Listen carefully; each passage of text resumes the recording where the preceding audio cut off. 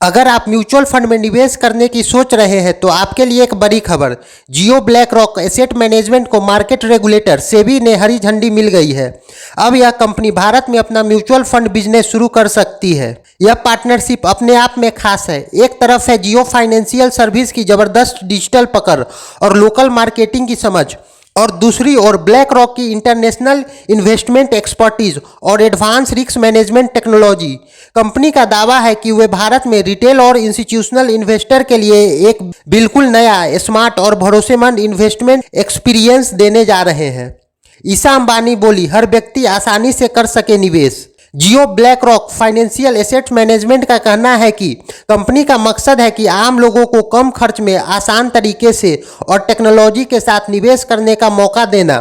Company एक खास technology का इस्तेमाल करेगी जो दुनिया की सबसे बड़ी इन्वेस्टमेंट कंपनी ब्लैक रॉक की टेक्नोलॉजी है। इससे आपका पैसा समझदारी से और सुरक्षित जगहों पर लगाया जाएगा। रिटेल निवेशक यानी आम लोगों के लिए यह सर्विस पूरी तरह डिजिटल होगी, मतलब आप मोबाइल या वेबसाइट से ही सब कुछ कर पाएंगे। यह खास तौर पर उन लोगों के लिए है जो निवेश में नए हैं और जिनके पास ज़्यादा समय नहीं है। ईशा अंबानी ने कहा कि हम चाहते हैं कि भारत का हर व्यक्ति आसानी से निवेश कर सके और अपने सपनों को पूरा कर सके। ब्लैक रॉक के एक्सपीरियंस और जियो की टेक्नोलॉजी से हम निवेश में बहुत आसान बना देंगे। स्मार्ट निवेश की तरफ बढ़ रहे लोग।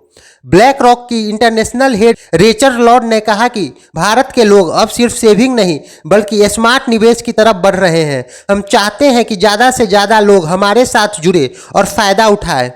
सिद्ध स्वामीनाथन कंपनी के मैनेजिंग डायरेक्टर और सीईओ बने।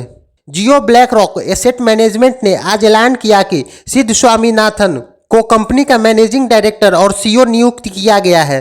स्वामीनाथन ने एसेट मैनेजमेंट में 20 साल से भी ज़्यादा के एक्सपर्टीज है। इससे पहले वे ब्लैक रॉक के इंटरनेशनल इंडेक्स इक्विटी हेड थे, जहां वे $1.25 ट्रिलियन की एसेट को मैनेज कर रहे थे। उन्हें यूरोप में fix income portfolio management team का भी नेतृत्व किया है, जहां वे सिस्टमेटिक और इंडेक्स स्ट्रेटेजी के लिए जिम्मेदार थे।